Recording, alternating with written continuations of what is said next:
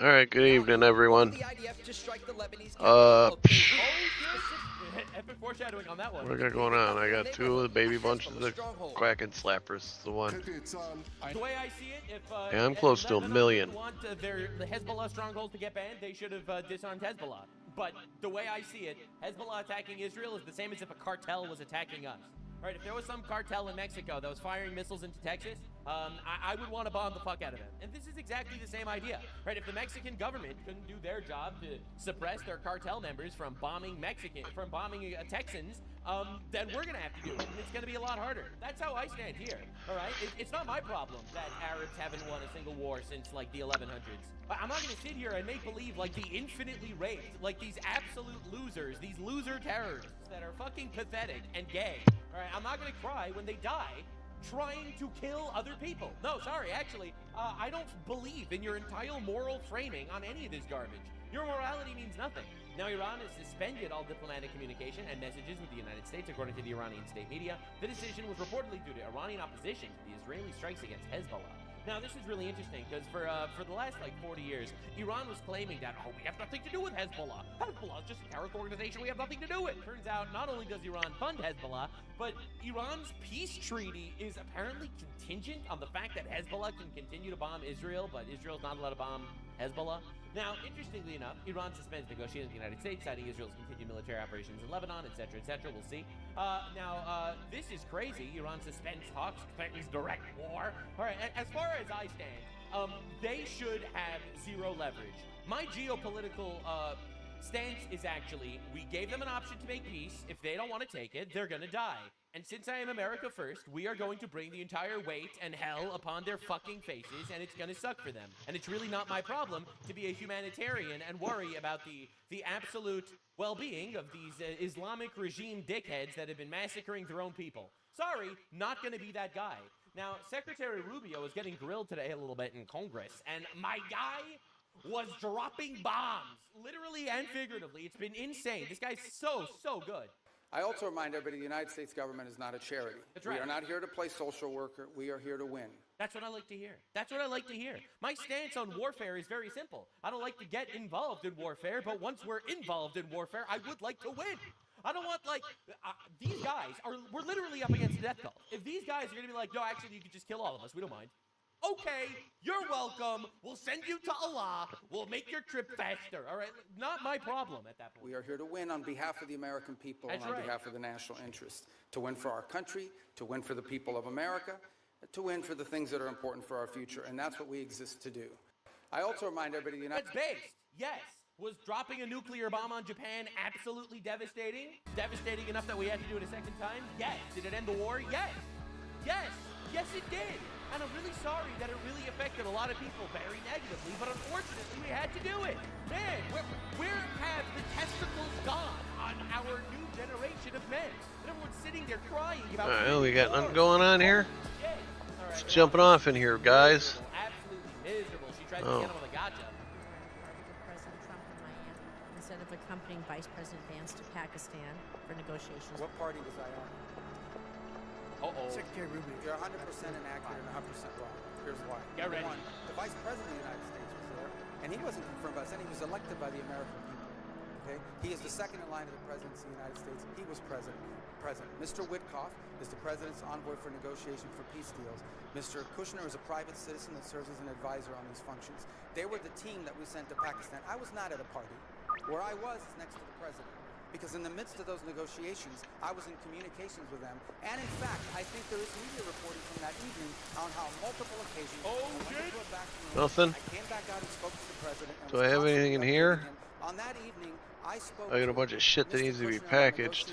Team and Mr. Witkoff on at least 6 occasions, including twice on the secure line from the phone they had access to over there. So you don't know what you're talking about. Senator Rosen, he has the floor. I know your staff wrote up this cute statement for your TikTok video, but it's not true.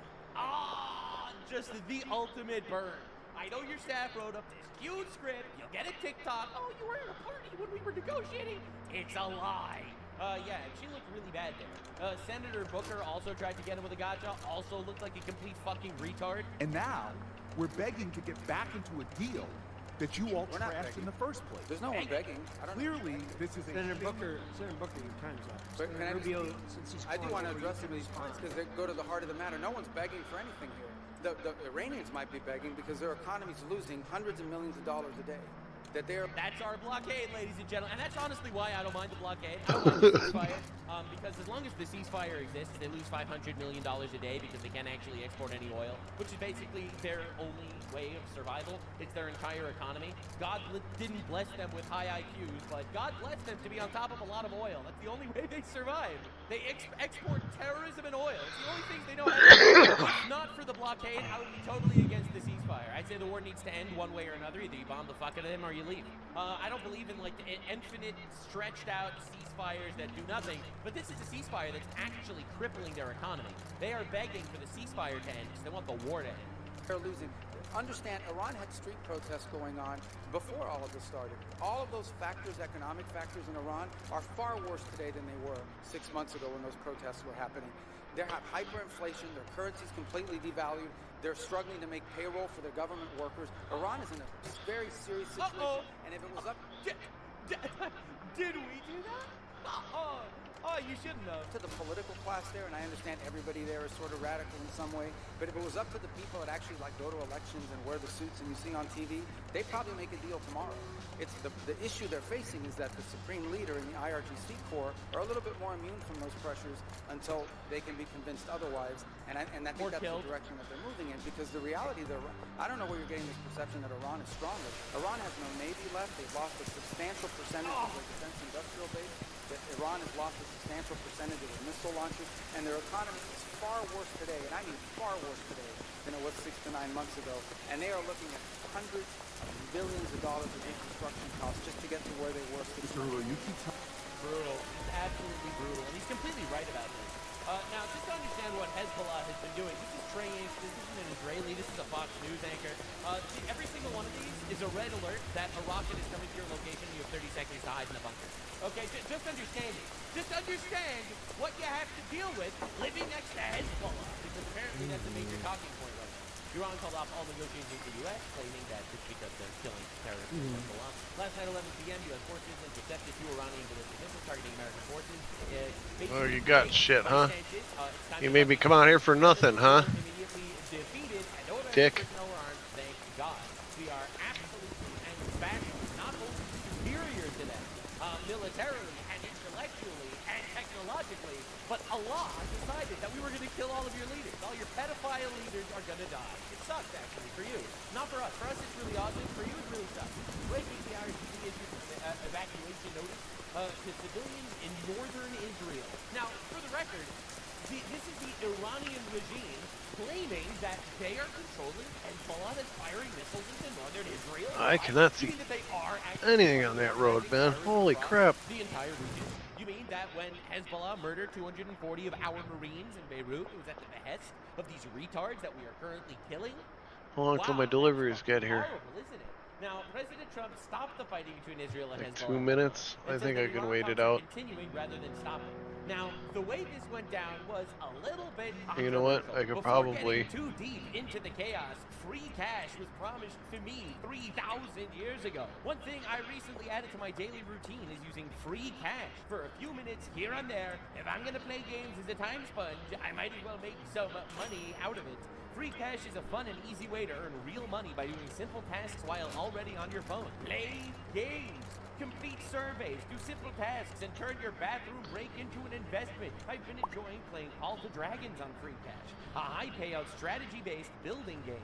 You get instant payouts with a really easy process through PayPal, Amazon, or Visa. There's already over $250 million paid out to over 60 million users worldwide. It's a win-win. They get someone to test out their games and fill out their surveys, and you get paid. Use the QR code on the screen or click the link in the description to sign up and get a $10 bonus today. Now, back to the chaos. Every individual sign up literally supports the channel, so if you could click the link in the description and do the thing, that would be very appreciated. Benjamin Netanyahu made this tweet.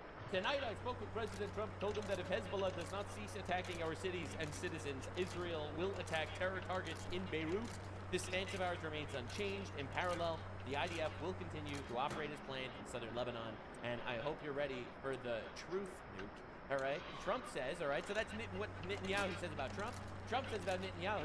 I had a conversation with Bibi Netanyahu today, asking him not to go into a major raid of Beirut, Lebanon. He turned his troops around. You mean that we control Israel? I thought Israel controlled us. Thank you, Bibi. I also had a conversation with representatives and leaders from Hezbollah. They're gay and retarded. They were in the middle of having sex with goats when I was talking to them. They agreed to stop shooting at Israel and its soldiers. Likewise, Israel agreed to stop shooting at them. Let's see how long this lasts. Hopefully eternity. It won't be because they immediately broke it. Immediately after this tweet, Hezbollah continued firing missiles into Israel, and Israel continued bombing the shit out of terrorists. My hot take is that's actually a good thing. Anyway, Axios reports, this is the crazy nuke that everyone is talking about, that Trump told Netanyahu in their latest phone call, allegedly, this is from a source, "You're fucking crazy. You'd be in prison if it weren't for me. I'm saving your ass. Everyone hates you now. Everybody hates Israel because of this." Now, my incredibly hot take is that, wow, Israel controls America so well that Israel convinced Donald Trump to shit on Netanyahu. This is a truly big brain plan. The Goyim are in shambles. It's truly diabolical. No one saw this one coming. It's almost like we're actually the top dog, and Israel basically does whatever we tell them to. Now, a lot of Israelis are really upset at Netanyahu for caving to Trump, because Israelis, who by the way are getting missiles fired at them because of terrorists and Hezbollah, really very much want to fucking eliminate the Hezbollah terrorists. And you know what? I totally understand and agree with the Israeli sentiment, but there's something else at play here that's very different. We're giving them our fucking money. Sorry, I have to tie back here. If Israel wants to take $3.8 billion a year of foreign aid from my tax dollars, yes, it's 0.1% of the spending and national spending and yada yada, whatever numbers, it's a lot of fucking money, all right, then you have to play ball. I'm sorry. Now, my stance is actually really simple. I don't want foreign aid. I don't want to be giving any of my money to Israel or any other foreign country for that matter. None of them. I want to get out of NATO. I want to get out of the United Nations. I want to stop funding Ukraine. I want to stop funding Israel. I want to stop funding every single one of these people. And then you know what? Israel won't have to listen. Israel can bomb the fuck out of Hezbollah, whatever they want. Honestly, fuck yeah, that would be sick. Dude, think of it. Win-win, Netanyahu, if you're listening. Stop taking our money and bomb as many terrorists as you want. But as long as you're taking our money, we know who calls the shots, and he does. The truth is he does. Now, this is a controversial situation because the source in Prime Minister's team was present on call with President Trump, strongly rejected the Axios leak. According to the source, President Trump made no personal remarks about Netanyahu, did not warn him about prison, and did not claim he is hated around the world. Again, we don't know what's real. I wasn't there. You weren't there. No one knows. I'm inclined to believe that Trump kind of crashed out on him a little bit because he was mad because Trump wants to end the war, and by Netanyahu bombing the fuck out of Lebanon and the terrorists over there, it is absolutely continuing the war. Trump wants it over. Now, I understand that our national interests and Israel's national interests, for the most part, align. We don't want these terrorists running around, bombing our shit, and killing our people. However, they don't completely align. Donald Trump wants the war to end yesterday, and it seems like Netanyahu wants to absolutely eviscerate and eliminate the terror threat surrounding his nation. I understand where they're coming from. However, we are the big dog, and we give you our money, so therefore, it's going to go our way. That's just how it works, man. You could cry about it. That's just where we're at. Hezbollah has rejected President Trump's ceasefire proposal, and Israel is under missile attack tonight. This was last night. Obviously, Hezbollah terrorists don't actually follow deals. I literally so surprised. Some of the most surprising thing I've ever heard in my entire life. Trump went off on Netanyahu saying that he's fucking crazy. Dude, everyone is talking about this. It's wild. It's wild. Now, around the world, crazy situations are happening. South Africa's baseless genocide case at the ICJ, the International Criminal Justice System, is collapsing. All right, they're asking for another 18 months to keep trying to investigate if genocide was going. It's so miserable, man. It's really, really miserable, you know? Like, bro, it's going to take you till 2029. This war started in 2023. It's going to take you 6 years to figure out if there was a genocide where 1% of the population died. Like, are we serious? Like, this is insane. You know what? Right? Ilhan Omar, the lesson Israel has learned time and again is that it could be genocide. Let me save this. Your total impunity. Now it's exporting to Gaza. I just got a wild hair up my ass. I wanted to... Lebanon is still firing missiles into Israel now, as we speak, and it's a genocide. I wanted to start a new game, and I want to do all the just high quality. I want to do high quality. What do you want to say? A high quality game. Ethiopia deserve the right. This is still Ilhan Omar in like the same fucking breath. People of Ethiopia deserve the right to choose. Won't be able to do it at first. People of Ethiopia, what the fuck are we doing? 50 years of violence and suffering. They deserve peace, justice, and respect for their sovereign voice. The Ethiopian government must guarantee. You are literally a congresswoman for America. What the fuck is going on? What are we even doing here? This is insane. You know, one of the most terrifying images in history, a transformation from life to death. This was Gaza in 2023. This was Gaza in 2026. Me sowing, haha, fuck yeah, yes. Me reaping, well, this fucking sucks. What the fuck? Yo, no, you mean you started a war and lost? Wow, that fucking sucks, guys. Has that happened to you before? You know, Muslims versus unarmed minorities. We will take over and impose Sharia law, jihad. We will make your women our concubines, you filthy kafar. Kill the kafirs. Muslim versus Jews, please don't stop posting about Palestine, brother. It's not about religion. We are all brothers and sisters. It's just, like, what? I can't take this shit seriously, man. Stop being such fucking losers. Sorry. I don't want to crash out here. But it's like, you have to understand the level of retards we're dealing with.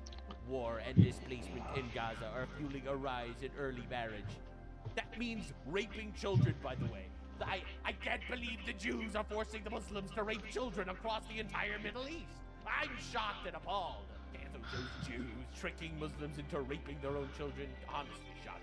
But yeah, so ultimately, the Orange Man gets what he wants, and Israel's gonna have to listen to what we say, and they do. And they do. Absolutely they do. It's honestly insane. Fox News alert, the Iranians just got the wind knocked out of them. Oh, no. Overnight, U.S. forces... But I was told they were winning. ...conducted airstrikes on multiple targets, hitting the enemy's radar and command and control centers. That came after the mullahs shot down one of our own drones, a $4 million Predator. They touched our drones? Central Command says these Time to strikes die. were defensive. Kuwait, also in the crosshairs. The enemy fired off a barrage of missiles and drones into the country. 2 drones headed towards our airbase there. They were neutralized. Is this like we're in a ceasefire? Like they violated the ceasefire, now they should die. Look, man, I'm tired of the waiting, man. I'm antsy. I'm just antsy. Oh my God, you're so bloodthirsty. You want terrorists to die. Well, if you consider that bloodthirsty, I guess, knock yourself out. Iran's proxy, Hezbollah, also feeling feisty this weekend. Oh? The terrorists launching over 50 rockets into Israel. Okay, kill them. Based. I'm a really simple man. I'm a very simple man. They try to kill us, we kill them first. That's my philosophy. It's my philosophy. I believe in self-defense. If they try to kill you, you kill them first. It's my ideology. It's actually rooted in biblical philosophy. It's actually exactly what God tells like the Israelites to do like 30 separate times. It's almost like that's basically war doctrine. This morning, Netanyahu ordered the IDF to strike the capital of Lebanon. Uh-oh. Targeting Hezbollah's stronghold. And the Donald, not like that one. It's in the vicinity. Israeli ground forces are also pushing into mainland Lebanon, capturing a 900-year-old medieval castle. Look at that. Damn.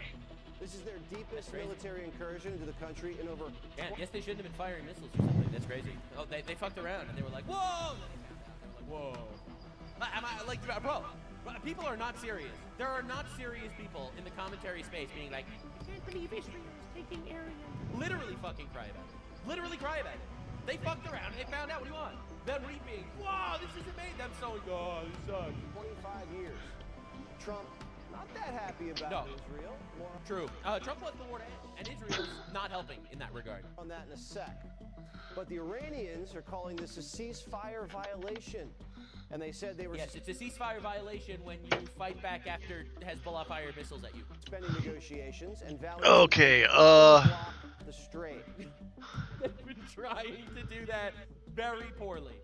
POTUS says that's just a block. can I make it a fat chick? Talks are continuing Make it a real at skinny, rapid pace. I will see. skinny Talks chick, are off. He couldn't care less. skinny Mexican He told chick. NBC, quote, "I Make think her you've been talking too much if you want to know a the little truth." darker than that. Trump, he's so fucking right. Yes. I think going silent would be very good, and that could be for a long time. Bro's reading my mind. I'm with him, actually. POTUS says that wouldn't mean more bombs.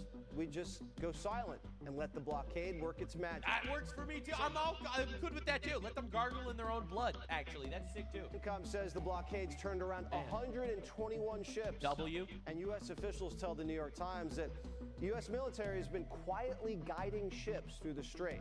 At least 70 of them. The president says, this is a waiting game. We're winning. I'm in no hurry. I'd like to say I'm in a hurry because, you know, gasoline prices are going to come tumbling down. But if you're going to be in a hurry, you're not going to make a good deal. And slowly but surely, we're getting, I think, what we want. And if we don't get what we want, we're going to end it a different way. Bro, is this a Trump interviewing a Trump in front of a portrait of Trump? Oh my God. It's Trumpception. If we don't get what we want, we're going to end it a different way. That's right. Eggs, that's just sitting back on the world's largest arsenal. We are prepared. We're postured even stronger today than we were on day one. Let's go. To address it that way if we have to, but he'd prefer not to. So Iran Dude, is I very, am very so impressed with Trump. Bro is like 1,000,000 years old, and he's just like, I have all the time in the world. Sitting there on his fucking throne. We have all the time. They're gonna lose. They will lose through a deal. They will lose through military. They will lose economically. I'm in no rush. I can kill them if I wanted to, but I don't want to. So therefore, I will wait. And every day I wait, they die a little more. It'll be very fun and very... Dude, he's been actually handling this so well. The media's trying their best to make it look like he's just fumbling it everywhere, but he is actually fucking cooking. Again, I'm going to let the orange man cook, and I will actually make my final judgment whether I think this was all worth it or whatever at the end, when I see what the result is. Right? If we give them a bad deal, then I'm going to say this was a huge waste of time. But I have faith that he's not going to let me down. clearly what our expectations are, and that's on the negotiating team to deliver. They're coming in our direction. The talks have been productive. I think they know where it needs to go. 47 believes we've already beaten them militarily, and now he wants to beat them at the negotiating table. He tells ABC that a peace agreement with Iran would be even better than a military victory, because he thinks the Iranians are better negotiators than they are fighters. There's just one problem. Officials say the Iranians are literally in caves, and they're not using email. Ah! So how do you hash out a deal with a band of I pirates? was told that they were winning. Living underground. It's tricky. Yeah. Trump's armed himself with a Sharpie, and he's making his own edits. No loopholes. They originally said, we will not develop a nuclear weapon. I said, well, what happens if you buy a nuclear weapon? So now it says we will not develop or in any way purchase a military weapon. That's a big difference. The president says he hasn't agreed to the deal yet because he still has to get a few more points in. We'll see how long that takes. The president even All right, here we go. Netanyahu today, This is what I wanted to see. asking him to stand down in Lebanon. Trump kind of lit him up. According to Axios, he told him, quote, what the F are you doing? You're effing crazy. You'd be in prison if it weren't for me. I'm saving your ass. Everybody hates you now. Everybody hates Israel because of this. 47's trying to nail down this peace deal, and Netanyahu's trying to lock in as many gains as he can before the deal's done. Absolutely. But you know what's even worse? The Democrats. 47 saying this, quote, it's much tougher for me to properly do my job and negotiate when political hacks keep negatively chirping at levels never seen before over and over again that I should move faster, move slower, go to war, not go to war, just whatever. Just sit back and relax. It'll all work out well in the end. It always does. No, it doesn't always work out, but yeah, I get the sentiment. Hoda says don't be a panicking. And the markets aren't blinking. Another day of all-time highs. Yeah, all-time highs in the market. For the Dow, NASDAQ, and the... Oh my God, Trump is destroying America. Another day, all-time high in the stock market. He's like, bro, you guys are amazing. S&P. Stop. The S&P just had its Stop best panicking. ever. Oh, wow. Wall Street Journal said... Trump destroys the economy. That's like headline in the New York Times. Trump destroys the economy. Anyway, all-time high in the stock market. Like, you can't make this up. Do not believe your lying eyes. Everything is worse. That's a sign of more good times ahead. And once the straits open and oil retreats, it'll all be worth it. But until then, hold on tight. We'll see what happens. Ultimately, we'll see what happens. I pray that we give the Iranian people an opening to overthrow their Islamic dictatorship that's been massacring them in the streets. And if we have to bomb the fuck out of them before we go, just as a goodbye present, that would be awesome. All I want is no ground troops on the ground in Iran, no 10-year-long regime change war, but bomb the fucking shit out of them and die. That's my stance on this whole thing. Now, you can say that it's subhuman of me. It's immoral. But your opinions actually don't really matter to me at all. I think that terrorists dying is awesome, and if you disagree, then you might be gay. You might be Happy Pride Month. Happy Pride Month. The gay flag is for you. Go pray to your LGBT pedophile overlords. Okay, all right. Sorry, bro. I don't make the rules. You might be gay. You might be gay. Only in modern history are you not allowed to win wars. The stupidest fucking psyop ever pulled.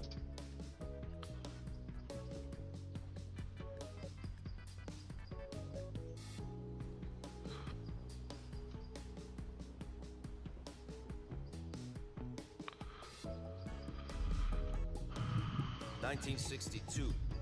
It had been 5 years of turmoil for the five families. Public slayings and shamings, coups gone wrong. By this time, the families were led by Joe Bonanno, Tommy Lucchese, Carlo Gambino, Joe Profaci, and Vito Genovese. Genovese remained one of the most feared and powerful bosses on the commission, despite getting nabbed on a drug charge back in 1958. Charge offense, that's in the 60s.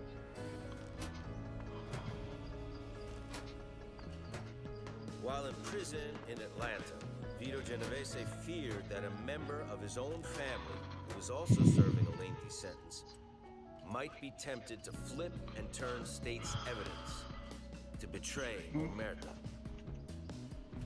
The member's name was Joseph Valachi.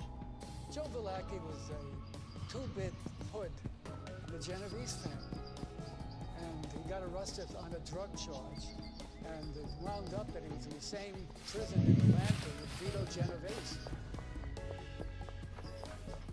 And at some point, he either gets tipped off or he gets the sense that he's run afoul of Genovese and he's going to be killed. The story is that Valachi believes that Genovese had fingered him for assassination. He said, you know, sometimes you buy a barrel of apples and one of these apples is touched. Not all of them, at least touched.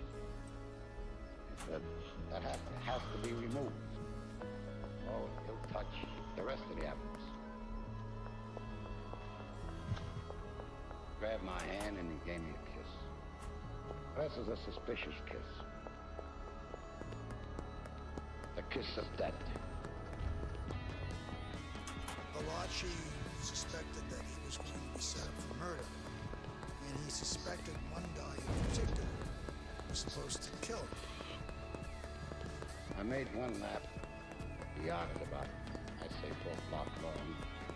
And I made another lap, and then I made another one. And then on my way back, I spot Joe back. Well, he was walking with another guy. Right away, I saw a spot like that, pipe, and I went to wait on Joe back.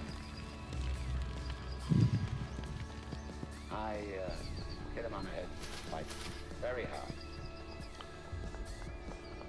And then I saw a couple of guys running towards me.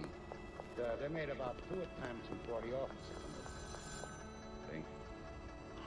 All the way to the Associated Warden's office. And he showed me a picture. I said to him, who's this? He said, that's the guy you hit. You could imagine how I felt. I sank in a chair, you know. I told him, just lock me up. It turned out it was a case of mistaken identity. Killed the wrong guy. The person had nothing to do with any planned hit. Commit a murder in prison, you're really going to face a lot of trouble.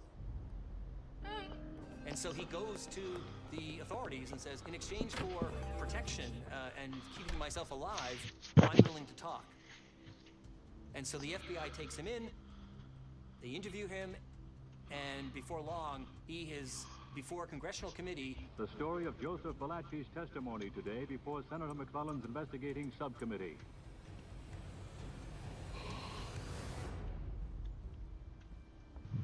Valachi is going to commit the greatest sin of a mobster, which is to break the code of Omerta.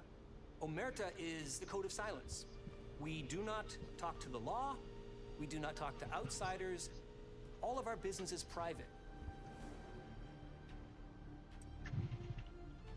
Convicted hoodlum whose confessions to the FBI have reportedly put a price of $100,000 on his head. And Valachi breaks that code. Yanks the curtain back on all the secrets of what the mob is. For more than 30 years, law enforcement and the American public had extremely limited information when it came to the mafia and how it operated. Now, for the first time, their questions would be answered. Do solemnly swear the evidence you should give before this Senate select committee shall be the truth, the whole truth, and nothing but the truth, so help you God. He actually disclosed that there were 5 families in New York. He put on the table that the mafia and 5 families existed, and here were their names. Are you a member of any such organization? Yes, I am. What is the name? I was. What is the name of it? Is it Cosa Nostra in Italian? Cosa Nostra in Italian. Our thing and our family in English. Our thing and our family in English. We'll come back to that later, but that is an organization, is it, that requires absolute obedience and conformity to its policy as handed down by those in authority. Yes. Why do you feel like it should be destroyed? Well, through the years, first of all, I want revenge. Second of all, they've been very, very bad to the soldiers. And they've been thinking for themselves all through the years. As the senator put it before, what did I get out of it? What'd you get out? Nothing but misery. Misery was right. And for New York's 5 families, there would be much more of that to come. Good afternoon. What set off this latest round of crime hearings by the Senate's Permanent Investigation Subcommittee was the existence of one Joseph Valachi, 60 years old, Hey, what's up? dope peddler, convicted murderer, and one-time member of the Mafia, or Cosa Nostra. He testified about the Mafia, about Omerta, about the structure, who is who, about Genovese, about all the stories. Alright, well, he didn't give it to me, but if I would have had space, he would have. Positions in that organization. Starting at the top, what do you have? They used to have what we call the boss of all bosses. The boss of all bosses. All right. Say now, however, there is a commission. Oh, shit. Now have a boss of all bosses. No, no more boss of all bosses. We have what we call the commission. Charlie Luciano, Charlie Lucky put it in effect. Then we had the individual bosses of the individual. It was good. I had fried chicken. We had an underboss. Then we have what we call a cover regime, which is a lieutenant. And we have what we call soldiers. Soldiers? Soldiers. Joe Valachi created a storehouse of knowledge, facts, impressions about the structure of organized crime. Why did I only buy one soil? Joe Valachi's testimony to the United States was a seminal moment because he gave concrete evidence of what these families actually were. That he actually names of bars that the Mafia owns, and so he makes it real, and he also tells, you know, about all their secrets, the initiation ceremonies, how somebody was made a member. He talks about killings. He really does not hold back. Well, this is a secret organization. How do you get to know if Well, a member of the same family? He'll introduce him to you, for instance, God damn. As a friend of ours. It's hard to believe that Now, if he's I stream that much. That isn't a friend of ours. He would just simply say, meet a friend of mine, which means nothing. That's the code between us. So there was a code that enabled you to identify other members of the family. Yes. Did you do anything for the family at all in this time, or did they just do things for you? Just go out kill for them. You'd go out what? Kill. And so the gangsters were, you know, there is absolutely abhorrent to them to have all their secrets spilled out into national TV. Valachi really does create this path forward for any mob turncoats. And what he does is shows that there is a way to become an informant and still survive, that there's a life after for anyone who wants to take that path. And, you know, we'll see that this continues to happen. After Valachi does it, the, you know, floodgates in a lot of ways are open for the federal law enforcement and law enforcement in general to take advantage of people who are willing to break the code of omerta. Joseph Valachi would die in federal custody in 1971, but his testimony would be studied and scrutinized by law enforcement and journalists for decades. From the outside, Valachi's betrayal of omerta provided the public with a glimpse of what life was like inside the mafia. Amongst members of the five families, his testimony was a grim reminder of the looming existential threat to their way of life. Omerta. For a soldier, as you all understand, once you're in, you can't get out. In 1957, the five families were nearing 30 years of existence in New York City. 30 years of success, largely because there had been 30 years of relative peace since the murders of Joe Masseria and Sal Maranzano. No bloody turf wars, no public slayings. Conflict was dealt with in the shadows, and members had, for the most part, upheld their oath and stuck to the rules. But that was about to change. Frank Costello had been boss of his family since 1937, much to the displeasure of the family's underboss, Vito Genovese. Genovese thought the seat should be his, and the tension began to boil. Genovese and Costello were working together. They probably respected each other. I don't think they liked each other. Frank Costello brings more of a businessman air to the role. Dapper suits, nice-looking guy, well-coiffed hair, knows how to deal with people in high places, knows how to deal with politicians. Genovese is a bit more rough around the edges. He's a bit more shoot now, ask questions later kind of guy. Genovese, he tried his hand at a number of legitimate businesses, but unlike Costello, didn't do very well. He had a poultry business, liquor business, a gambling boat venture. They all failed. But he had control. He was a vicious guy, more vicious than Costello. And people, you know, gave him the deference. So when Genovese sees Frank Costello sitting in the seat of power, he's like, well, that's not fair. That's supposed to be my role. I was the guy that was under Lucky Luciano. How dare you sit in my spot? So there was this envy, I would say hate, but it was just maybe good business sense on Genovese's part to try to get rid of Costello.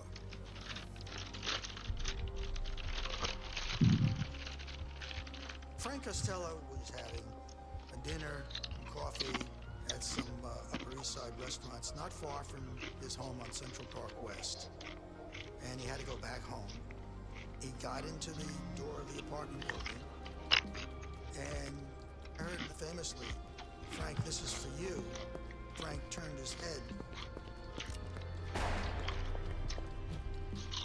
Instead of hitting straight on, sort of grazed Frank's turning head. And the shooter fled. Costello survived the attempt on his life. When questioned by police after, he claimed he never got a good look at the shooter. But even if he had, it wouldn't matter. The commission rules still held. Omerta. The Majestic's doorman, however, did not live by the same code. He got a good look. And when presented with photos by investigators, he identified Vincent Gigante. Gigante was, according to our information, a protege of Genovese. He was the bright boy. He was the rising star of the underworld. My name is Rita Gigante. I am the daughter of Vincent Gigante. Someone came to Vito and said, look at this kid, he's promising. He knew he had to do something to prove himself. But he liked Frank. And he missed. I don't think he really, in a sense, wanted to do that. Frank Costello would later testify that he didn't have a good view of who the shooter was. The story that I heard was that as Costello was leaving the witness box, Gigante supposedly said, Thanks, Frank. After that, they actually became friends. Costello had Gigante over for dinner and drinks at his apartment. The hatchet, so to speak, was buried. But this all sort of created the thought in Costello's mind that, hey, maybe I should step back and, if I want to survive, sort of retire. Frank Costello would relinquish control of his family to Vito Genovese and fall into the background. He would not seek revenge in the streets or on the witness stand. He'd uphold his end of the deal, put the family first and follow the code. But Genovese's brazen act did not go unnoticed by the other bosses. Albert Anastasia lobbied the commission to approve a hit on Genovese, and tension got high. On the brink of an all-out war, Joe Bonanno, the secure leader of his own family, mediated a peace agreement and successfully settled the ship. In the aftermath of the intervention, Bonanno declared himself the Capo Consigliere, chief counselor of the commission. It was a made-up title, but enough for Bonanno to believe he was above the law and above the rules, especially when it came to drugs. The rule was they didn't deal in narcotics, but the other rule was we make as much money as we can any way we can. So in the late 1950s, America has a heroin market, but it's very small. Heroin was made illegal in 1924. So there's a black market opportunity here. Joe Bonanno is definitely looking to increase his power and increase his financial stake in the commission. For him, the 1950s is a good period for that for a couple reasons. He does see this opening in the heroin trade, and I think he really does use this transfer of power as an opportunity to elevate himself. Looking to capitalize on his improved stature within the commission, Bonanno arranged a meeting back at Sicily. So the meeting was really an occasion for Joe Bonanno to show off his so-called leadership. Joe Bonanno wanted to portray himself as a spokesperson for all of the Americans. The most important boss, the boss who could change everyone else's mind. So we do know that a lot of Americans were at the meeting in an attempt to set up an international, intercontinental business for drugs. And the big question on the table is, how can we create an organization and a system by which we can import heroin from Europe into the United States? And they basically divide up the world, so to speak, and come to an agreement about division of labor between Sicilian and American organized crime. Bonanno and the bosses in Sicily came up with this idea. The Sicilians would bring the heroin into the States, and the Americans would tell them where there were good markets. So this was territory that the Sicilians had no knowledge. They needed guidance. And they brought it in, they packaged it very cheap, $5 and $10 bags. And the Americans, especially Bonanno, believed this was a good way of earning a buck without doing anything. The Mafia got a commission, they didn't have to do anything. The Sicilians were happy because they had a big market. Meeting in Palermo, being able to make these connections with the Sicilian Mafia and solidify these transportation routes to get heroin into the United States is what he sees as his ticket forward. The drug trade in the 50s and 60s is interesting because the Mafia doesn't ever want to admit, even to themselves, that they're that involved in the drug trade. The 1950s, 60s, 90% of heroin is coming into the United States through the Italian-American Mafia. Joe Bonanno and the Five Family's investment in the drug trade over the next several decades would ultimately become a tremendous burden.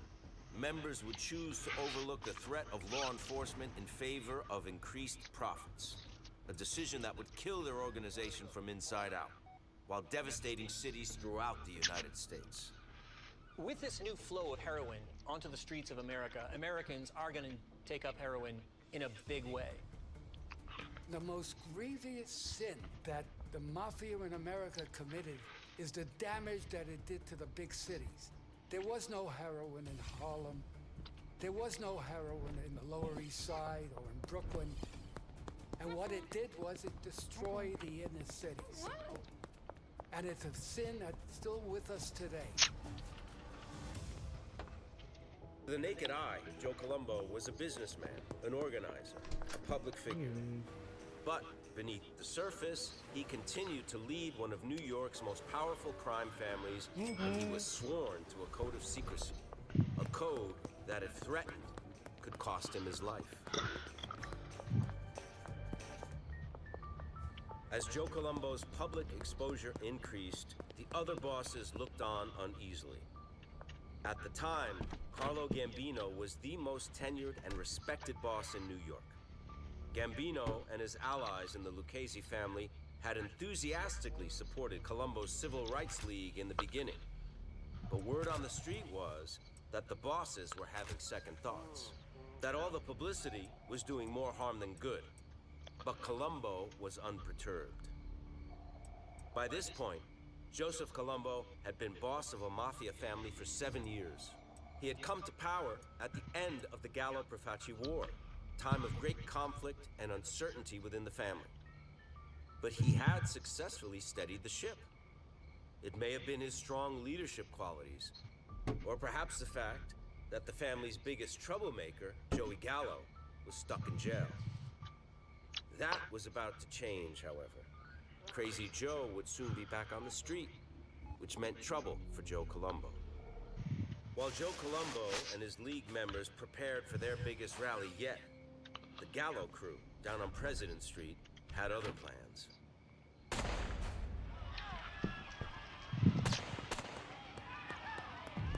I hear what sounds like to me muted firecrackers. But people don't run from fireworks. People run from gunfire. As Joseph Colombo is making his way through the crowd, a gunman approaches him and gets off 3 shots. Shoots him 3 times. Colombo collapses to the ground. With Joe Colombo on life support and his survival unlikely, word began to spread in the underworld. Then when somebody came and told us that Joe Colombo got shot, you know, a lot of scuttlebutt about, you know, right away that it was a Gallo. What are we gonna do? Who are we gonna reach out to? Go get a gun? What are we gonna do? It was a lot of, you know, chaos. Now here's the big million-dollar question. Is Jerome Johnson just a lone nut like Lee Harvey Oswald, or is he part of a greater conspiracy?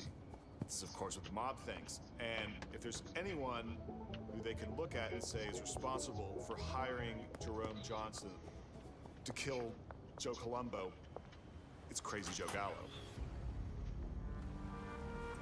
April 1972. 1 month after The Godfather premiered in theaters, and less than a year after Joe Colombo was shot in broad daylight, Joey Gallo had a problem. He knew what his perception was among those in the 5 families. He was nuts, crazy, a liability, and likely the man behind the killing of Joe Colombo. Joey was always making trouble in that family. It just escalated after the Colombo shooting. There's an open hit out on Joey Gallo after the Colombo hit. The Colombo family's going to get revenge. And the word was out that Gallo was going to get hit. I mean, I heard that. And that's why they told me, again, afterwards, not to go down to Little Italy at all, because he was known to go down there quite a bit. They said, stay away from everybody. As a matter of fact, don't come into Brooklyn for a while, because they didn't know how far this was going to go. You're on the Colombo side. And so whether he was at fault or not, he was going. He knew that he was in danger. Revenge in one form or another was imminent. But at least on the surface, Joey Gallo didn't seem to care. Everybody was telling Joey just to stay low, not to walk around so freely, because we know there's open hit. And Joey said, no, they ain't got the balls to do it. That's exactly what his expression. Then they ain't got the balls to do it.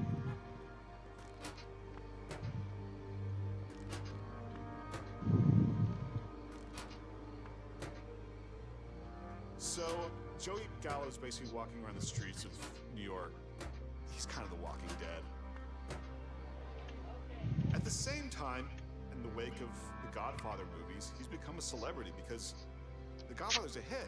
And all of a sudden, society types in New York City want to start hanging out with the real gangsters, especially a gangster who's as erudite and intelligent as Crazy Joe Gallo. Wow, these guys aren't really that bad. They're just on the other side of a system. So there's this sort of naive thinking in New York high society that makes Joey Gallo a bona fide celebrity.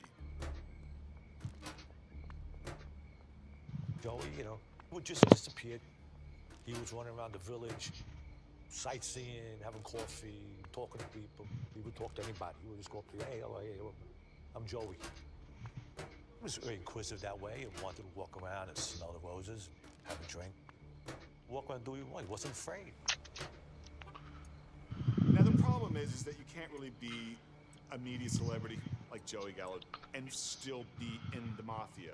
They don't like that. He's gonna spill all the mafia secrets, this guy, and he just put a hit out on Boss Colombo. They're gonna get him one way or another, and I think Joey Gallo starts to know this. April 7th, 1972, Joe Gallo's 43rd birthday. Against the advice of his crew members, Crazy Joe threw a party for himself at the Copacabana, a who's who of entertainers and socialites. Gallo was traveling with a party of 5. His wife, Sina, his stepdaughter, Lisa, his sister, Carmela, his bodyguard, Pete the Greek, and Pete's girlfriend, Edith. It was a big party, and news traveled fast among the wise guys out that night. Joey Gallo was a sitting duck. Joey Gallo is celebrating his birthday. He's just recently married. He's with his new wife, his 10-year-old daughter, and they've got a huge night planned. Any other mobster at this point with all of the heat on him is probably gonna lay low, celebrate quietly at home, go out of town. Not Gallo. He goes to the Copacabana, very high profile, very easy to spot. They had seen a show, and afterwards they went to Umberto's clam shop in Little Italy, 4:30 in the morning. A Colombo guy had to get permission to do something. A high official in the Colombo family gave the okay. And they went through the kitchen of the restaurant and they just started shooting. Gallo got up, tried to get out of Umberto's, crawled to the door, and got out to the street. Staggers out and drops dead. We got a call maybe 7:30, and he goes to kill Joey.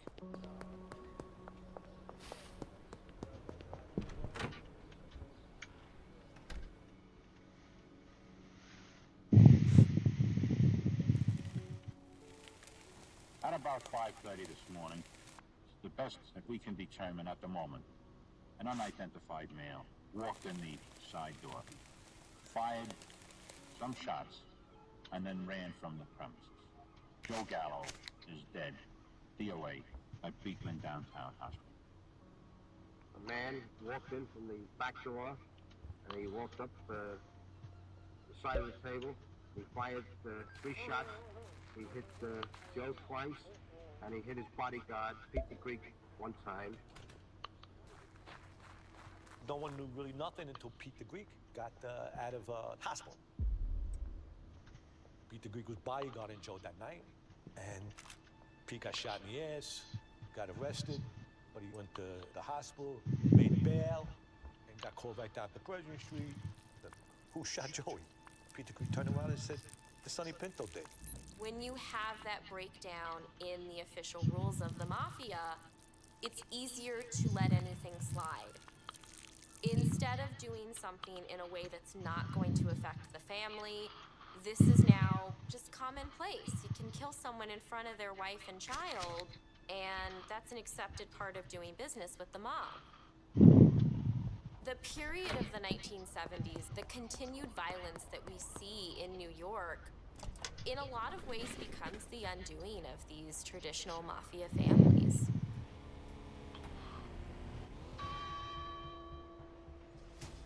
funeral for Joe Gallo was a scene.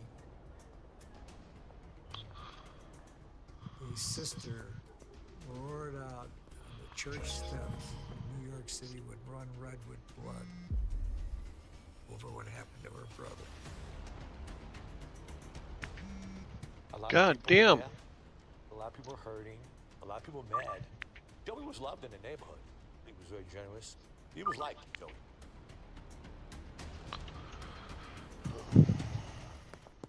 I'm not sure how to introduce my next guest. He's a businessman who leads a most colorful life. His name has been in the papers a great deal lately, and I just met him backstage. I'm anxious to meet him further. Will you welcome, please, Mr. Joseph Colombo?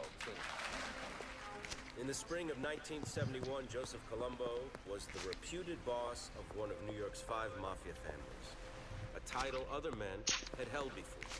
Yet, on this night, Colombo decided to go somewhere, do something no boss had done before. He was a guest on a late-night talk show. I was wondering how you answer the people who constantly imply that you're associated with organized crime. I would say it's distressing to all people. And I would also say that to associate anybody with organized crime and just label them or stigmatize them, or guilt by association or guilt by innuendo is very unfair to anyone. A mafia boss on a late-night show. Clearly, the 5 families were in a new era, but it was no accident. This was all a part of Joe Colombo's plan. A plan that started years earlier. A great change is at hand. This is one country, and we owe ourselves a better country than that.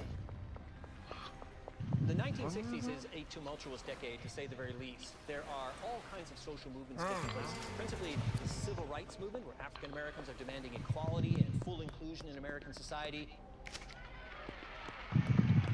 You have women, feminists, organizing for equality. You also have the Vietnam War that's happening at this time.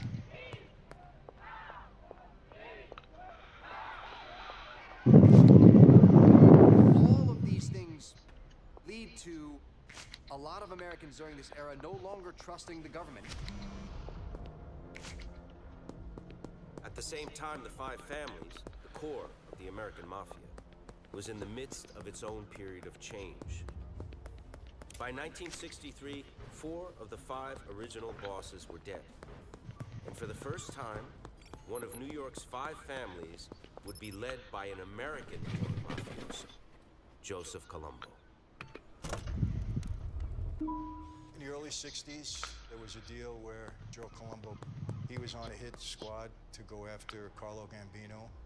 And rather than carry that out, he went and let Carlo know what was happening. And as a result of that, Joe Colombo was given the privilege of becoming boss. That's how he got it. Everybody thinks that we changed the names. It's the FBI that changes the names. We didn't call ourselves anything. They changed it from Profaci to Colombo. Joseph Colombo, born and raised in South Brooklyn. Here, the mafia wasn't just part of life, it was life.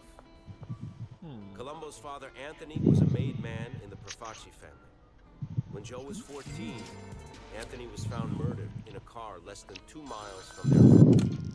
By the time Joe was 40, he was a made man, a rising star in the Profaci family. He was feared, having killed at least a dozen men for the family. In 1961, when the Gallo brothers kidnapped a handful of Profaci's men, Joe Colombo was on their list. Trusted or feared, Colombo was the future. His close relationship to leaders on the commission like Carlo Gambino made him destined for the big time. My father looked at Carlo like a father. Carlo Gambino was the most soft-spoken, gentleman, kind old man you ever met in your life. He had a European sense of chivalry. He was very unpretentious. They were men of few words. You knew their ethics, you knew their morals, you knew their sense of what was right and what was wrong. Carlo Gambino was an old-school don, a valuable mentor, and a vital ally for Joe Colombo. But unlike his mentor and the Dons before him, Joe Colombo wasn't born in Sicily. He was born in America. And what's more American than putting a new twist on an old tradition? Joe Colombo had a new idea of what it meant to be a mob boss in New York City.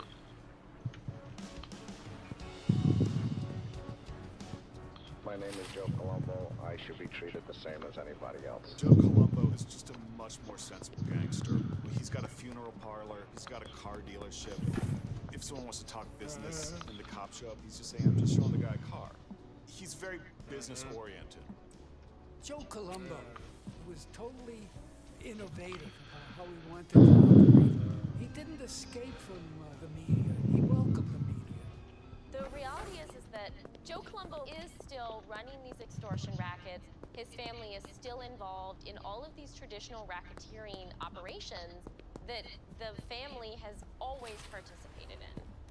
A lot of loan sharking, gambling, union activity.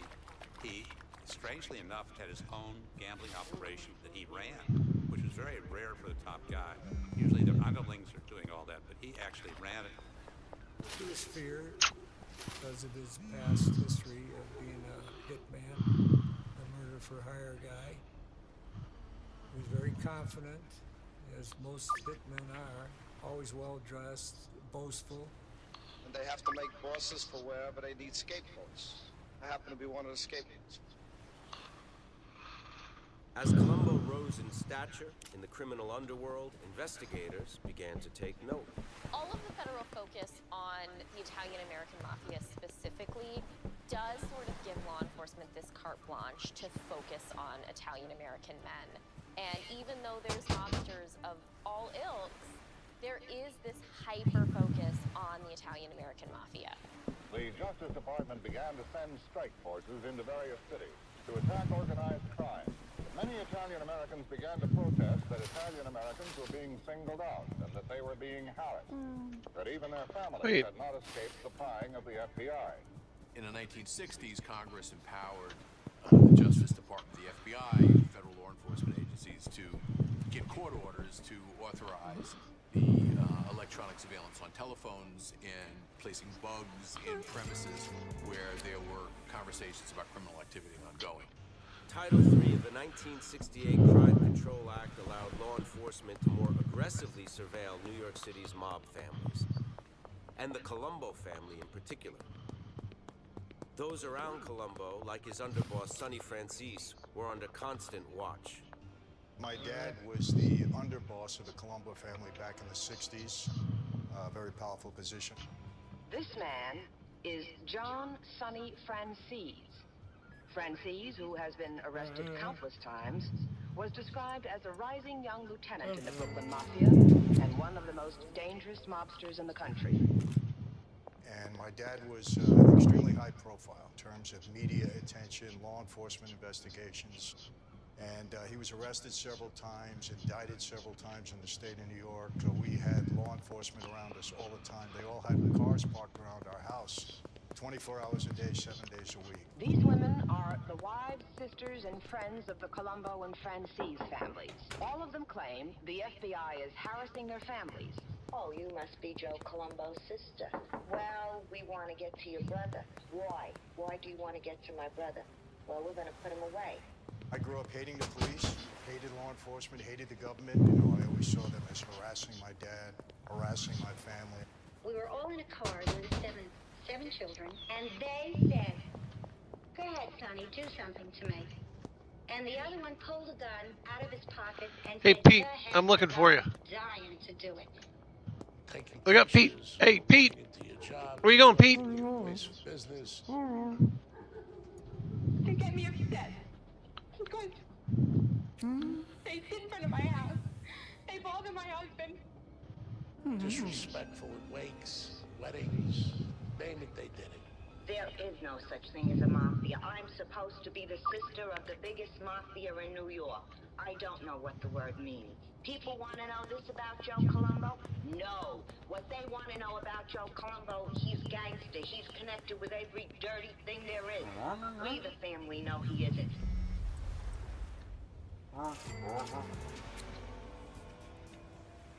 remember, this guy whacked out a lot of other mafia guys. That was his job in the Colombo family, was murder for hire. And he was hired by a lot of people, Gambino and others, to do those activities.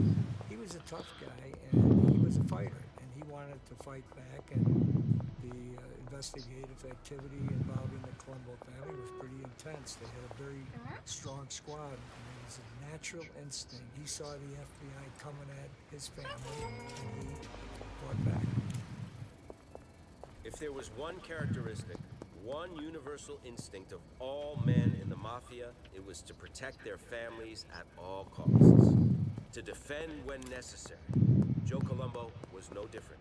He realized early that the best defense was a good offense. I say there's a conspiracy in this country against all Italian Americans. And I won't stop saying it until I feel that the father of our country treats us all like his children. Mr. Colombo, are you a boss of the mafia? No, I am not. Is there a mafia? No, there is not. John Joseph Gotti Jr. was the fifth of 13 children. A grandson of Neapolitan immigrants, he found his way as an adolescent on the streets of East New York. Car thefts, muggings. He developed a bit of a temper and a penchant for violence. By his teens, he fell in with a Gambino crew and found a mentor in Gambino underboss Neil Della Croce. Carlo Gambino, on his deathbed, passed over Della Croce and named Paul Castellano his successor as boss. Gotti was incredulous. So from the very beginning, there was a rift between John Gotti and Paul Castellano. A rift that only grew larger as Gotti expanded his gambling and loan sharking outfits while members of his crew built a drug trafficking operation. It was just a matter of time before one of them made a move, and John Gotti moved first. Today, authorities say Gotti is being sought by the FBI for questioning in the murder of the two men who stood in his way for control of the Gambino family. Paul Castellano, the head of the Gambino family, was killed because he was upset with John Gotti and his crew being involved in narcotics. Castellano didn't want any part of narcotics. Gotti did because it made him money. The killing of a mafia boss is very disruptive, obviously, to the Cosa Nostra. When Gotti kills Castellano, there are rumors about who supported it and who didn't. But as a result, Gotti was, in a lot of ways, anathema to a lot of the other mobsters. We were concerned about Gotti, but not paying that much attention to him until December of 1985. He became the boss of the family. So he now becomes our number one target. And with the Gambino squad, we're focusing on that. Gotti is able to evade law enforcement for a few years, and it's a combination of having this network where he's able to insulate himself from specific crimes and specific offenses. There's also just this reality that he's untouchable. It had been 6 years since New York City had seen a mob killing like this. Now prosecutors were forced to reckon with the fact that John Gotti had gotten to Paul Castellano before law enforcement could. And worst of all, he'd made a clean getaway. With minimal hard evidence linking Gotti to the hit, he took over control of the Gambino family with little restriction. John Gotti bursts onto the scene in the American perception. Suddenly he's on the front page of the tabloids, and he's this persona right out of Central Casting. John Gotti showed up at the right time in New York. You have more lavish parties happening at night, you've got bigger nightclubs, you've got more celebrities stepping out at night, and again, being photographed by the media. John Gotti is one of these guys that likes to be photographed by the paparazzi. He is called the Dapper Don. One report said each suit cost $1,000. Gotti supposedly got angry. The suits cost $1,800. Gotti was on the front page all the time, and the aura grows around him. The Brioni suits, and Andy Warhol does a portrait of him. He became a star. He's a murderer, he's a drug dealer, he's this and he's that. People loved him, you know what I mean? I think there's probably still people out in Howard Beach who still love him. That's the best man around, and I'm 45 years old. The best man for me. As far as Mr. Gotti goes, I've known him as a youngster and always this gentleman. Whenever I see him walking, he always has a marvelous smile on his face. In fact, I admire the way he dresses. He's always been a very respectable person in the community. Well, I find it very hard to believe what they're saying about him. Gotti, more than anybody, was the guy who galvanized that image of the mobster in the 80s. While the jury began to finally deliberate his case, John Gotti has apparently not lost his sense of humor. What do you think? How come you don't listen to the tapes? How come you don't put the earphones on? I like Julio Iglesias.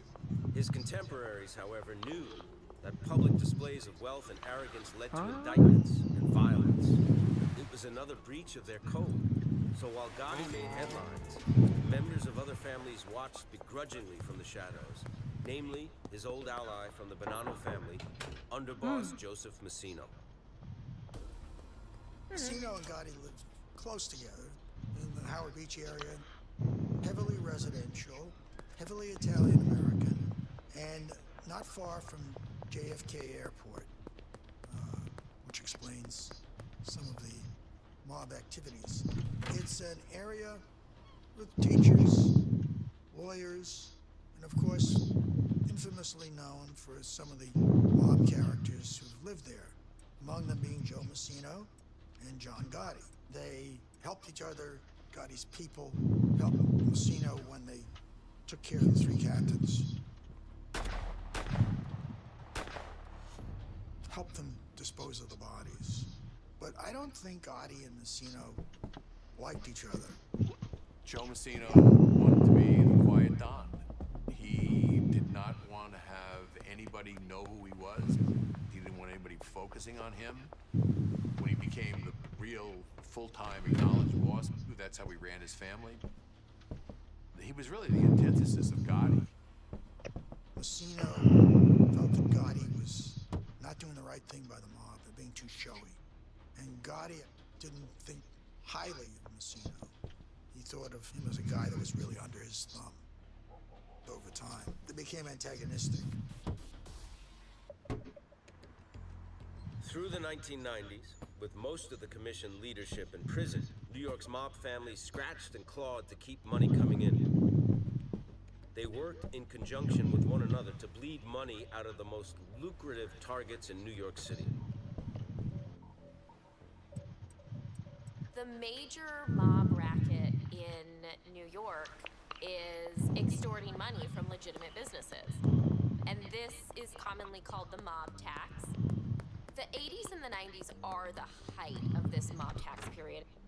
And this is really where we see that organized crime has infiltrated almost every industry of labor, every single element of the garment industry. There is a profit of about $500 million just from garbage hauling alone. New Yorkers pay about 35% more than fair market value just to get their garbage taken away. 1 to 2% tax by the mob, a tax on all windows being installed across the city. You're paying percentages off of every single window in a city that probably has the most windows of anywhere in North America. In addition, it's alleged that the mob greases the wheels of the Fulton fish market, controls most of the private trash removal industry, runs hardcore pornography, drug trafficking, and portions of the film industry. It's the consumers who are picking up the tab. After the Donnie Brasco infiltration of the family became public, it wasn't as if the Bonanno family ceased doing an operation. They continued to control the labor unions, bid rigging and extortion schemes. And their stature had been diminished in the world of organized crime.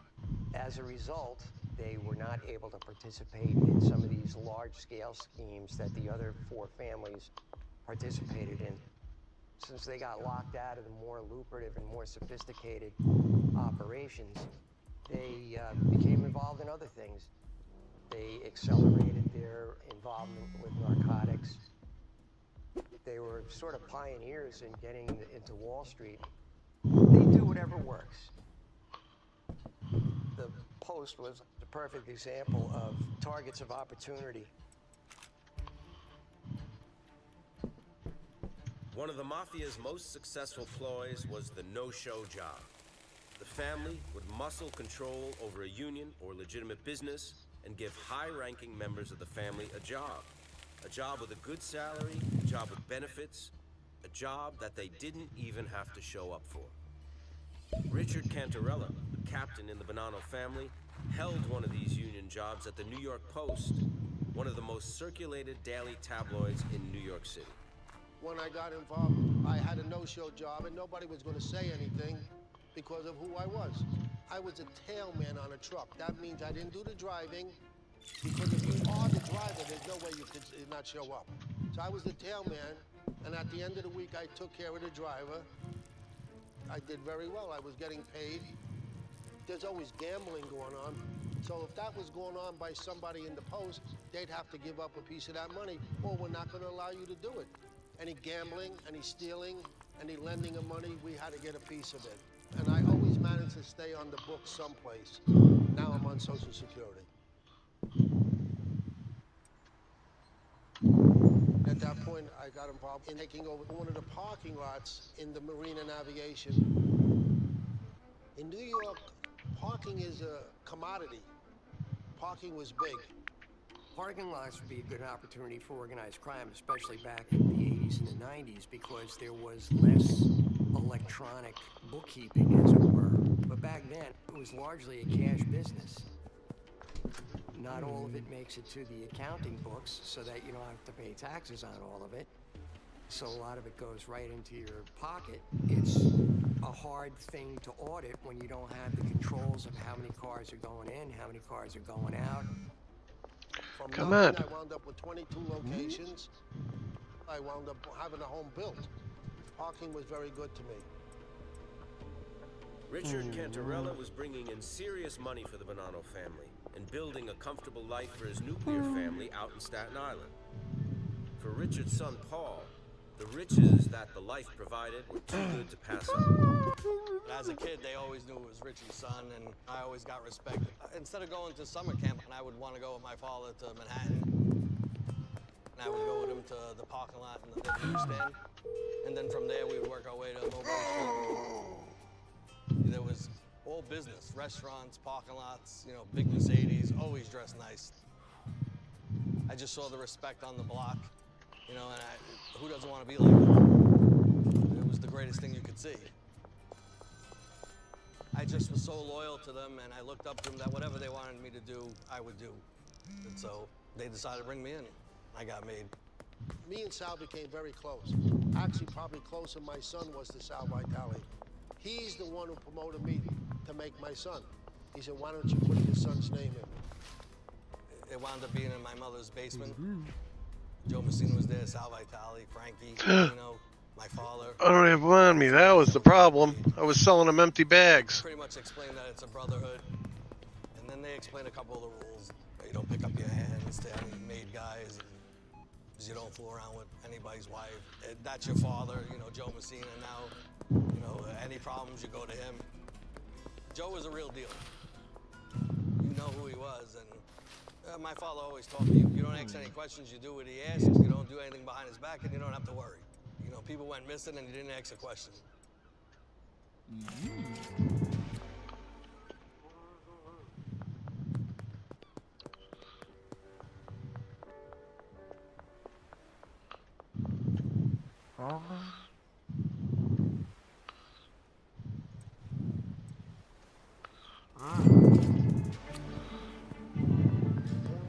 February 18th, 1952. 24-year-old tailor store assistant Arnold Schuster is on his way to work.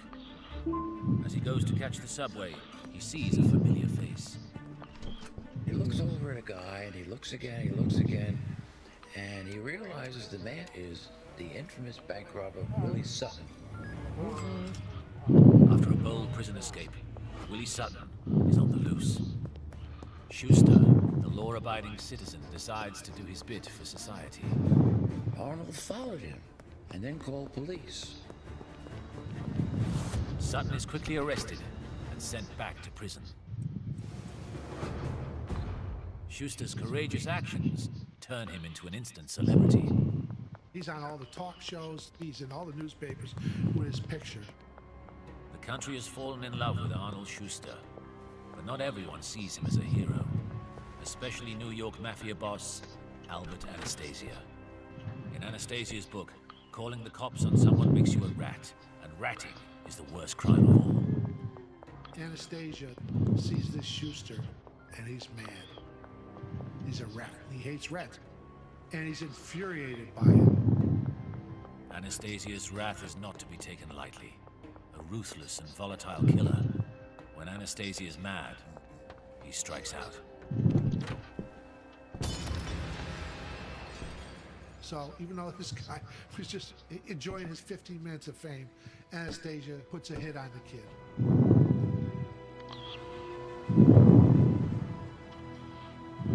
As the unsuspecting Schuster walks home from work, he is ambushed by a lone gunman.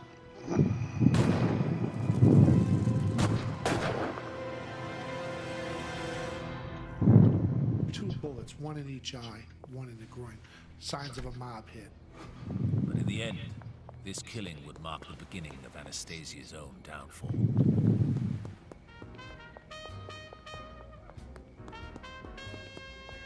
Albert Anastasia arrived in America 35 years earlier, working as a deckhand on an Italian merchant ship. Along with his 2 brothers, he sees a new life. Alright, give me a second. So he simply jumped ship and he went to work on the. I gotta start my pasta salad. I should have did that earlier. Italian immigrant. He quickly discovers that life on the Brooklyn docks is no fairy tale. The docks in the days when Anastasia first reached them were a deadly place and practically lawless. You saw men that walked around with the bailing hooks. These were the big hooks they used to lift cargo. A lot of personal arguments were settled by bailing hooks. And you could see a lot of men walking around with big scars on their faces where somebody had lit into them with a bailing hook.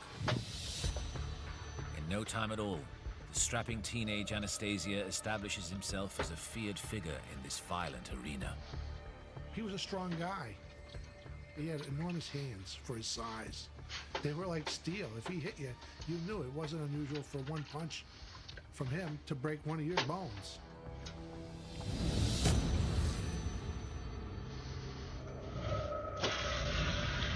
Being known as a tough guy leads to money-making opportunities. At 18, Albert Anastasia is ready to make the step from violence to crime. Now at that time, a lot of thievery was going on. People stealing things from the shipments that never got to where they were supposed to go. Anastasia is soon running a successful gang of dockside thieves.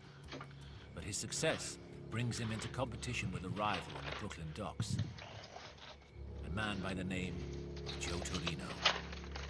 Anastasia doesn't know it, but a brutal chain of events will rocket him to infamy.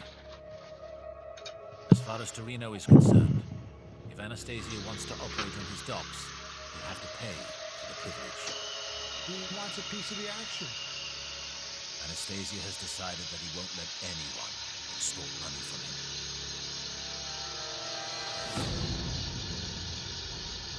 As the dispute turns physical, neither side will back down. And eventually, Anastasia erupts in an uncontrolled rage.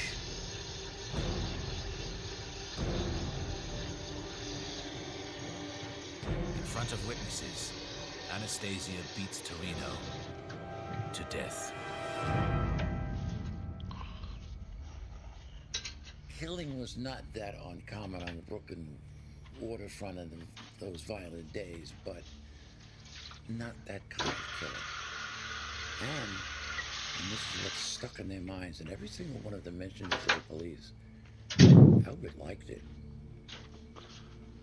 It made Albert very talked about, obviously. Anastasia will pay for taking this life. The docksides may be a violent world, but when a man is beaten to death in front of dozens of people, the police are going to act. Convicted of Torino's murder, Anastasia is sentenced to death at New York's notorious Sing Sing prison. While there, not even the specter of the electric chair can tame him. He's still beating up people and their fellow inmates. Anastasia is as violent as ever. Not even hardened convicts feel safe with him around.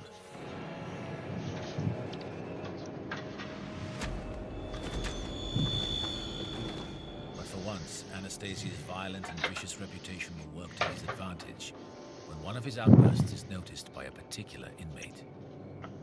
He comes to the attention of the barber in the prison. The guy with a nickname was Shiv. The Shiv is not just a barber. He's a scout for prolific criminal gangs that operate outside the prison, and Anastasia intrigues him. He kind of says, hey, this guy's got some potential. The Shiv believes Anastasia's skill set could be ideal for one client in particular. The man is a rising lieutenant in one of New York's most powerful Italian gangs, Charles Lucky Luciano. Lucky Luciano was the ultimate mob boss. He was ruthless, he knew what he wanted, and he wasn't afraid to go after it. In 1920s New York, Luciano's gang is one of the many engaged in a violent war for control over the lucrative trade in illegal alcohol. This is the time of Prohibition. The Volstead Act, also known as Prohibition, went into effect in 1920. It barred the production, distribution, and sale of alcohol. It had a huge loophole. That loophole was, it didn't ban possession, which meant people, if you get their hands on it, they would continue to drink. And it just so happens, alcohol is a commodity Luciano is able to provide, if he can just secure a steady supply. So Luciano has to control the Brooklyn docks, a key source of illegally imported alcohol which flows into the city. The Shiv believes Anastasia's violent reputation and intimate knowledge of the docks could be priceless for Luciano. He gets the word back to Luciano. All right. I got a guy in here that you could really use. Like a baseball scout says, hey, I got Mickey Mantle here. There's a problem. You face the electric chair. For a man like Luciano, this is no more than a minor hurdle. First, Luciano uses top lawyers to arrange a last-minute stay of execution for the young killer. The lawyers trigger a retrial by having Anastasia's original conviction overturned. Luciano's connections get the conviction thrown out on a technicality. He entered prison as a violent kid, but in 1922, with Luciano pulling the strings, a transformed Anastasia steps off death row, out of prison, and into a new life. Albert's legend was born. Everybody talked about the guy who beat the electric chair. Owing his life to Luciano, it is time for Anastasia to repay the debt. Fresh out of Sing Sing, Anastasia is sent to the front line in the Italian and Irish booze war, the Brooklyn docks. The struggle between the Italians and the Irish for control of the waterfront was war.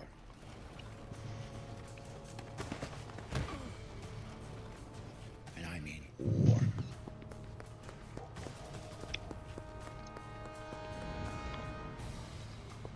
And in no time at all, Anastasia is proving his worth for the Italians. He was a very valuable soldier, and as everybody discovered very quickly, he's a psychopath. He'd kill you at the drop of a hat. If somebody said to him, go kill this guy, he'd say, okay. And he would kill him without any remorse whatsoever. Soon the Italians are securing control of the docks, and with the import of illegal booze into New York, all with the help of Anastasia. But Luciano can see a problem. The racket of bootlegging is based on ethnic divisions, with each group in a violent struggle to maintain its share of the business.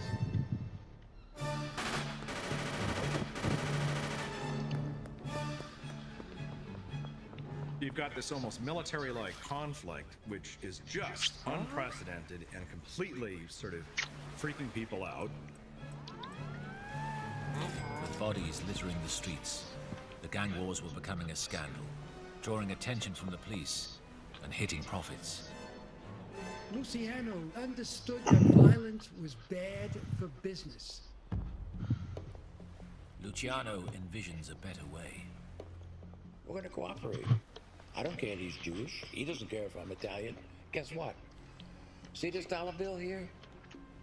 Okay, does that look Jewish or Italian to you?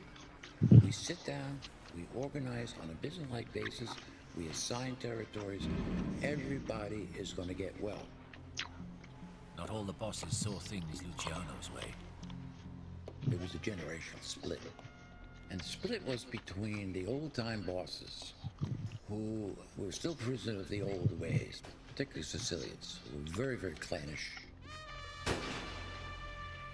If he can take charge, he can restructure these gangs into a truly organized business where everyone will benefit. And Luciano ultimately decided these old mustache beats have to go. For Luciano, the only way to do that is to take out the two leading bosses of New York. The first in line being Joe, the boss, Masseria. But he needs a trusted killer. He had to select 4 gunmen to do the job. Now, these gunmen had to be just exactly right. And one of them he selected was Albert Anastasio. April 15th, 1931. Luciano invites Joe Masseria to lunch at his favorite restaurant on Coney Island, New York's fairground. Masseria can't refuse. Had a nice lunch, they were sitting there playing cards, it was all very, very nice. And at a certain time, he looked at his watch and said, "Oh, I gotta take a leak." And at that appointed moment, 4 gunmen burst into the restaurant.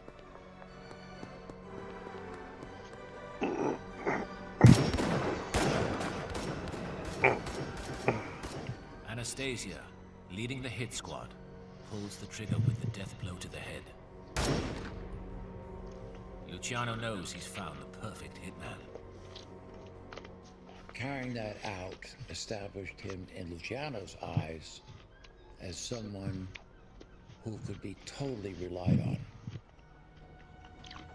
6 months later, the plan is complete when Luciano has remaining boss, Sal Maranzano, brutally murdered.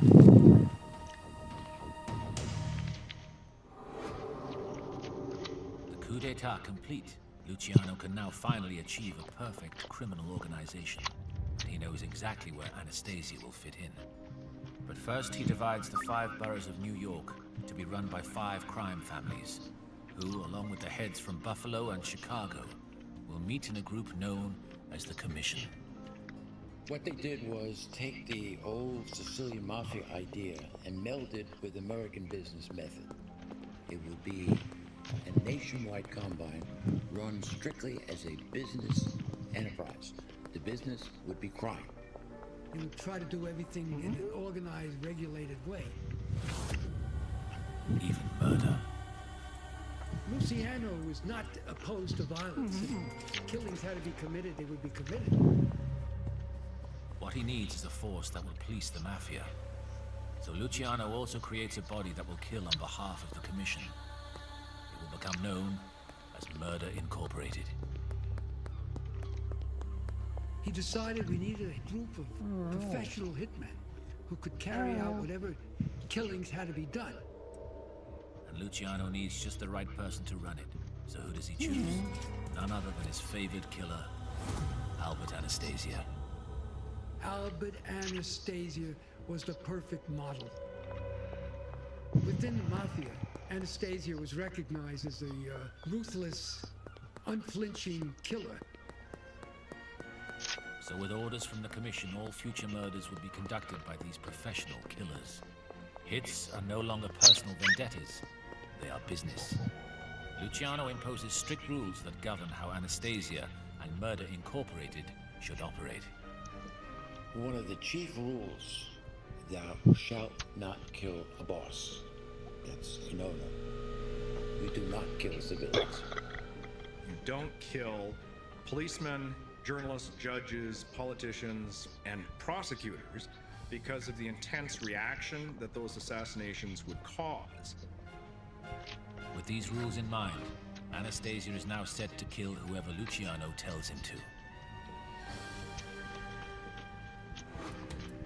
From their office above the Midnight Rose candy store in Brooklyn, Luciano's vision of multinational cooperation starts in earnest as the Italian Anastasia works with the Jewish Louis Lepke Buchalter to carry out sanctioned murder. Anastasia turns out to be the perfect person for this job. He's the go-between. Luciano's an Italian guy. Anastasia's an Italian guy. But Lepke, he's a Jewish guy. Luciano gives orders to Anastasia, who then works hand in hand with Lepke in carrying out these assignments. Together, they handpick a team of Jewish and Italian hitmen, a lethal and effective combination. The theory by using Jewish killers often is that if the victim was Italian, he wouldn't suspect somebody who didn't look Italian. In Murder, Inc., religious beliefs don't matter. What does is a pride, even a pleasure, in your work. There were members of Murder Incorporated who were genuine sadists. They genuinely enjoyed torturing people in horrible ways. And Anastasia harnesses these brutal killers to professionalize murder wholesale. Hits are organized and efficient. Most murders are carried out by people who know each other. The idea was these would murders be carried out by people who were strangers. Very difficult to track. And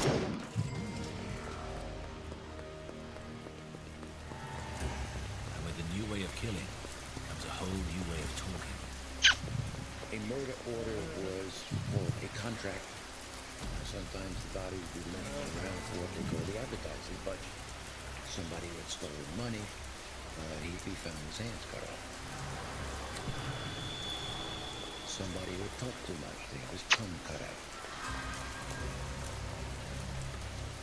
Albert Anastasia manages everything, but not one to take a back seat.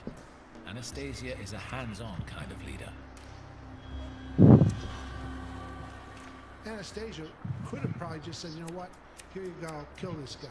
But he doesn't do that. He enjoys killing and taking part of it. And they say he was involved personally in 60 murders himself.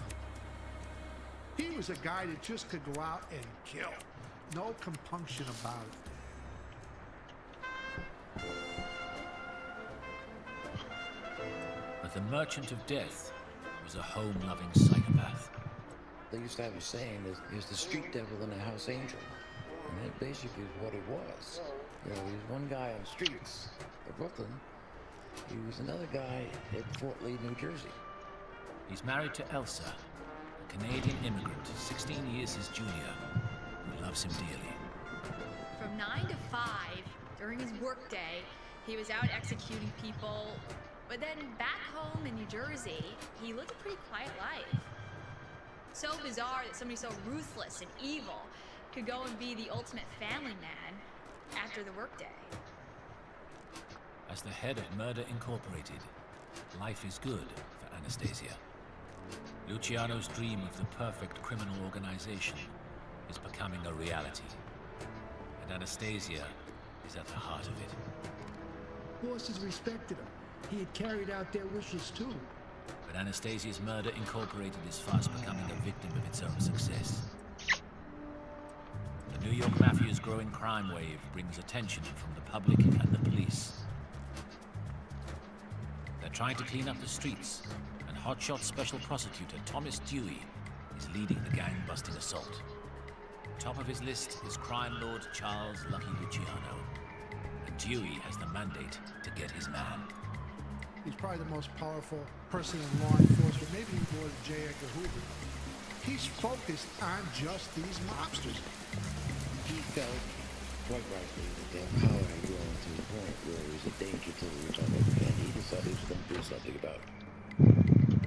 For Luciano and the rest of the Commission, Dewey's investigation is clearly a problem. Fearing for their livelihoods in the summer of 1935, Luciano, Anastasia, and other mobsters gather to discuss the emerging threat. Anastasia believes he can solve the Dewey problem forever. Anastasia actually started to plot a way to assassinate him. He staked out his morning routine. He borrowed a baby carriage, Anastasia himself, and he would walk this pram back and forth. He must have been the least convincing father ever, pushing his supposed baby around.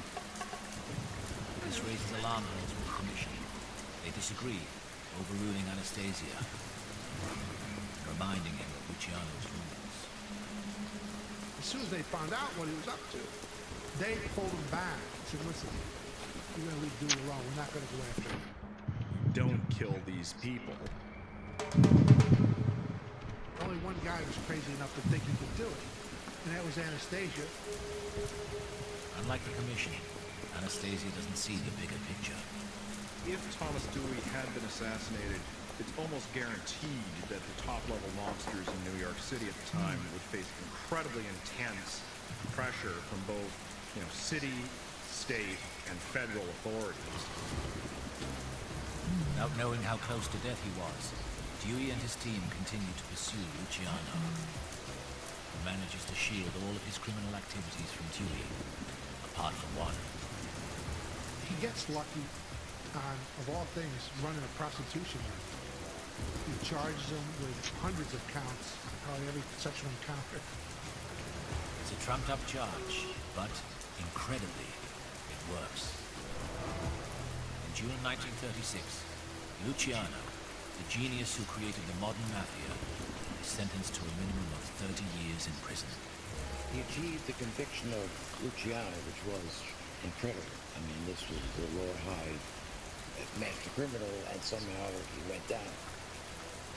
A conviction which a lot of people think was unfair and unjust. For Anastasia, this is a massive blow. If the plan to kill Dewey had been carried out, his mentor wouldn't be behind bars. Things go from bad to worse when his nemesis, Dewey, decides his friend, Lepke Pokolta, is the next target. The word gets to Lepke, you're next on Dewey's hit list. So, in November 1936, with a murder charge against him, Lepke has to go on the run. For many years, Louis Buchalter, known as Lepke, has been the worst industrial racketeer in America. Fearing for his friend and partner in crime, Anastasia utilizes the Murder Incorporated network to keep Lepke in hiding for a long time. They don't have any idea where he is. Some say he's overseas, he's went to Jerusalem. $25,000 reward will be paid to the citizen who provides the information for this arrest. Turns out he's in Brooklyn the whole time.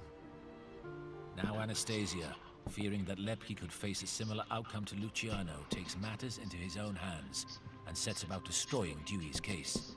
This time, he doesn't hold back. He's a guy that says witnesses have to go. And if somebody, God forbid, witnessed him killing him, that person was dead too. Anastasia ensures there is no one who can testify in court against Lepke. With a list of rats provided by Lepke, he puts Murder Incorporated to work, eliminating key witnesses.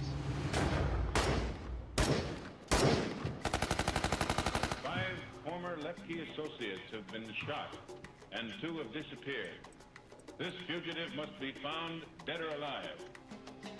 But there is a problem. It is not enough. No one less than the director of the FBI, J. Edgar Hoover, is now insisting Lepke must be caught.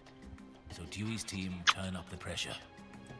There was so much publicity that it was decided we can't have him on the land like this. There was too much pressure. It's got to end. The commission call in Anastasia. They present him with a shocking solution. They're going to have to sacrifice Lepke to protect themselves, and Anastasia will play a vital role in this deed. They say, here's what we're going to do. You, because the only guy that Lepke really trusts, you will tell him, we have worked out a deal with Dewey. Now facing the ultimate predicament, Anastasia will have to turn his friend in. Acting on these orders, Anastasia meets with Lepke and convinces him that a deal is in place that will save him from the death penalty. Lepke believes him. Why not? He's worked with him side by side.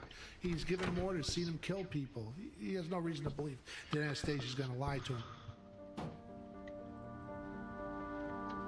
Hang on a second. August 24th, 1939.